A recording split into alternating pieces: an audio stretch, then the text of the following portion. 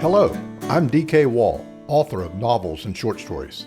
Whether it's a tale I'm spinning or a thought I'm sharing from my home here in Asheville, what you are about to hear is 100% true, except for the parts I made up.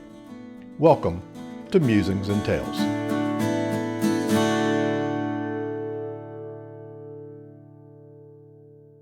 A protruding tree root ripped Brent's pants and jabbed his thigh, drawing a thin line of blood. He bit back the urge to cry out, forcing himself to continue crawling across the ground toward the enemy. He couldn't show weakness in front of his squad, nor did he want the enemy to hear their approach. The indignity was par for the course that day. He had started the morning by oversleeping.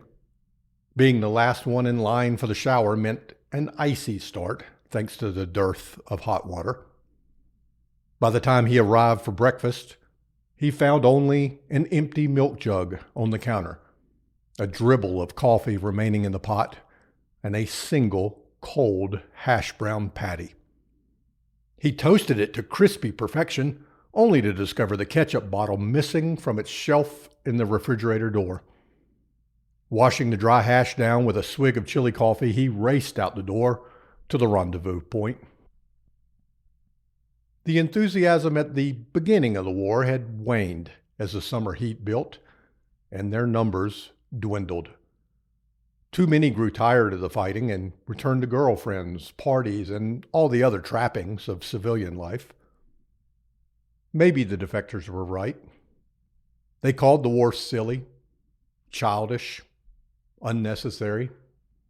They sued for peace and laid down their arms, moving on with their lives. Cowards. In the early days, the victories had come easily as they took advantage of their enemies' inexperience. They caught them out in the open and surprised them with swift assaults, swooping in and wreaking havoc. Before their targets recovered enough to return fire, Brent's team would pull back and rearm, only to do it all over again. Some days they would hit them 3 or 4 times. But Noah had proved to be a worthy opponent, much craftier than Brent had expected. Noah had planned and executed a late June intrusion that resulted in the theft of numerous weapons from Brent's stash. The rebels, now better equipped, set a mid-July trap. Brent's assault team didn't know what was happening when they found themselves outflanked and outgunned. Those purloined goods packed a punch. Then, just last week, a surprise raid caught Brent and his remaining companions flat-footed, unarmed, and defenseless. Their flagging morale collapsed, and all but a few surrendered. That wasn't an option for Brent. This conflict was personal. They had to press forward, even if today's mission was severely undermanned with just the 3 of them. Derek was big and solidly built, strong but slow in both physical speed and mental acuity. Whatever his shortcomings, he didn't lack loyalty. He was in it until the end, victory or defeat. He liked the fighting too much to quit. Timmy was different. The little guy had surprised Brent by lasting this long, but there he stood, whining about the same thing every day.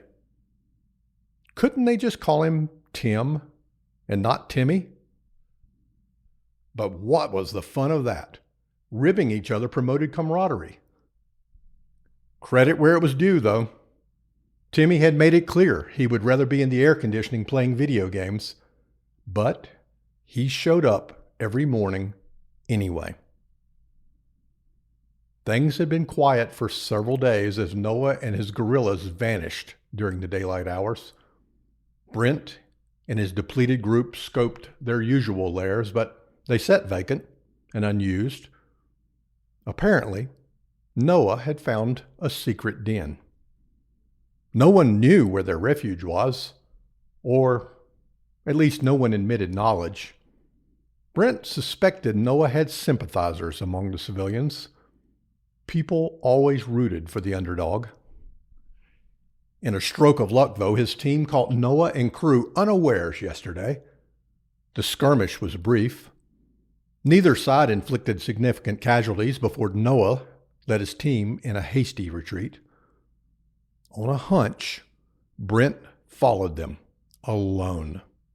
A dangerous and foolhardy move if he had been caught, but they never noticed. Deep into the woods, he watched them disappear into a ravine.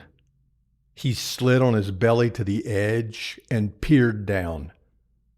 They sat on logs at the base, nursing their wounds.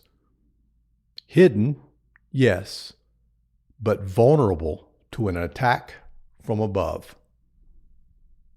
Brent slipped away and informed his band about the discovery.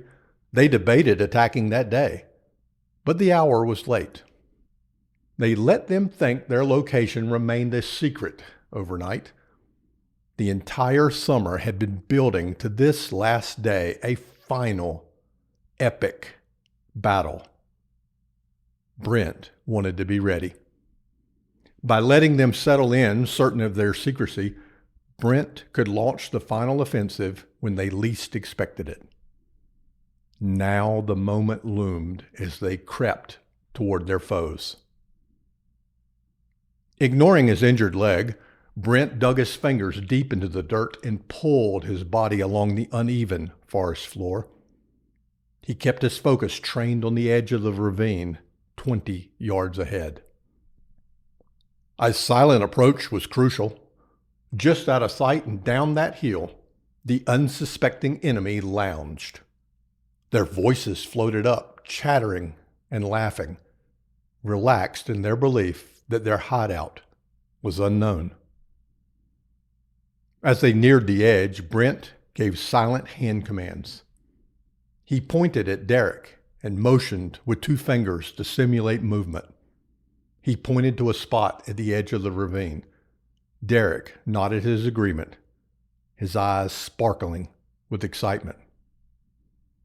Brent repeated the commands to Timmy, except he pointed at a spot about 6 feet to the left.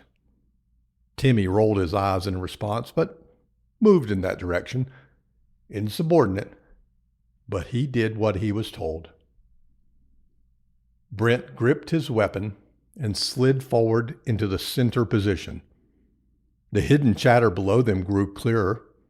Brent knew each voice well. All 6 of them, chattering away, lighthearted and easy. They might have twice the number, but Brent's unit was older, wiser. Besides, they had surprise on their side.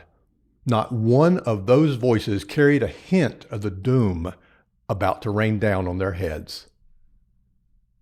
When they were inches from the edge, shoulder to shoulder, brothers in arm, gripping their weapons, Brent glanced at his compatriots' faces. Derek, confident, focused. Timmy, nervous, but determined.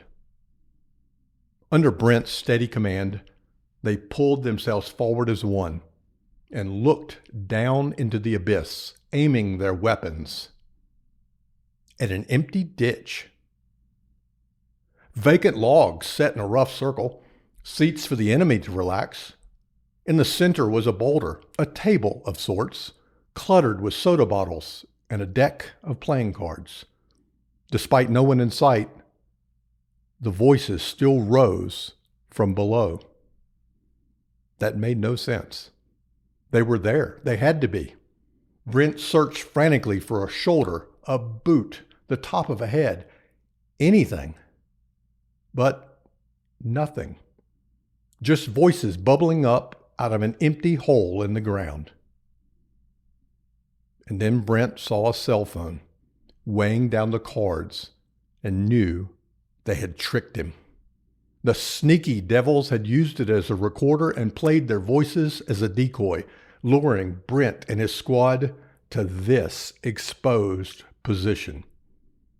That deception meant they were near, watching, waiting, preparing to counterattack. Brent opened his mouth to order a retreat, but it was too late. The first projectile hit Timmy square in the back, exploding right between his shoulder blades. His eyes widened in shock as he shrieked in surprise. The sickening liquid splattered Brent's face. Panicked, Brent scanned the forest for their enemy as the bombs rained down around them. A few hit the ground harmlessly, throwing up muddy debris. Most, though, connected with their targets, slamming into their bodies. One caught Brent in his thigh, the very spot stabbed just moments earlier by a tree root. He rolled onto his back to shield himself and saw movement in the branches overhead. There they sat, grinning, laughing, launching their grenades. He raised his weapon to defend himself, but a projectile slammed into his chest. He lost his grip as the gun clattered to the ground beside him. Defenseless, he watched in horror as Noah, balanced on a thick tree branch directly above him, reached into his backpack and withdrew a heinous tool. With a maniacal grin, he flipped open the lid and aimed. At such a close range, he couldn't miss. He nailed Brent in the center of his chest. In disbelief, Brent touched the point of impact and raised his hand. A tacky red substance covered his finger. Shocked, he peered into the trees and asked, "Is that Mom's ketchup?" Brent's little brother shrieked with laughter and let the empty plastic bottle fall to the ground. Noah reached into the crevice of the branches and extracted a pair of waiting water balloons. The other 5 boys in the trees rearmed themselves in the same way. Brent eyed the Super Soaker 6000 lying on the ground beside him, leaking its precious liquid. He knew he would never grab it in time. Even if he succeeded, the half-empty tank wouldn't last long enough to escape. Lying on his back, muddy, defeated, and covered in a thick layer of ketchup, Brent knew he deserved this moment. It had all been his idea to start a water gun battle against his little brother and his pals as soon as the school ended for the summer. It had seemed so fun at the time, but Noah had outsmarted him. He glanced first at Derek, then Timmy, and saw the resignation on their faces. It was time to surrender as honorably as possible, to accept the loss, to avoid a soaking. He cleared his throat and summoned his most gracious voice. "Good job, Noah. You guys win. It's over." Noah's eyes twinkled. "Oh, it ain't over, big bro, till I say so." The balloons flew.